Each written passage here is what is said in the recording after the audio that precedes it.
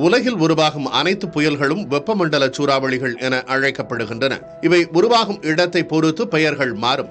உதாரணமாக இந்திய பெருங்கடலில் சைக்ளோன்கள் என்றும், பசிபிக் கடலில் டைபூன்கள் என்றும், அட்லாண்டிக்கில் ஹரிகேன்கள் என்றும் இவை அழைக்கப்படுகின்றன. புயல் உருவாக கடல் மேற்பரப்பு வெப்பநிலை குறைந்து 26.5 டிகிரி செல்சியஸ் அளவில் 60 மீட்டர் ஆழம் வரை இருக்க வேண்டும். கடலின் வெப்பம் அதிகரிக்கும் போது வெப்பக்காற்று விரைவாக மேல் எழும்புகிறது. இந்த வெற்றிடத்தை நிரப்ப சுற்றுப்புறத்திலிருந்து குளிர்ந்த ஈரப்பதமான காற்று மையத்தை நோக்கி இழுக்கப்படுகிறது. இதனால் குறைந்த காற்றழுத்த பகுதி உருவாகிறது. வெப்பக்காற்று தொடர்ந்து மேல் எழும்பும் போது காற்றழுத்த தாழ்வு பகுதி மேலும் வலுவடைந்து புயல் உருவாகிறது. மணிக்கு 30 கிலோமீட்டர் வரையிலான வேகத்தில் காற்று வீசினால் அது காற்றழுத்த தாழ்வு பகுதி.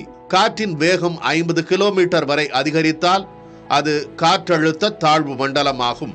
காற்றின் வேகம் மணிக்கு 63 முதல் 88 கிலோமீட்டர் வரை செல்வதே புயல் என்று குறிக்கப்படுகிறது. காற்றின் வேகத்துக்கு ஏற்ப புயல்களும் வகைப்படுத்தப்பட்டுள்ளன.